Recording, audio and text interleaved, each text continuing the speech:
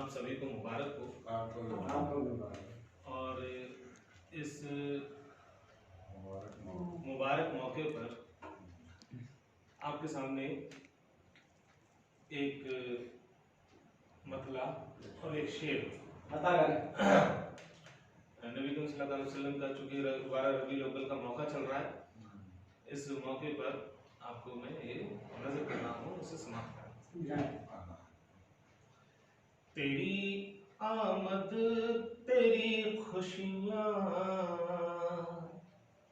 तेरा जलवा निराला है। तेरी आमद तेरी खुशियाँ, तेरा जलवा निराला है।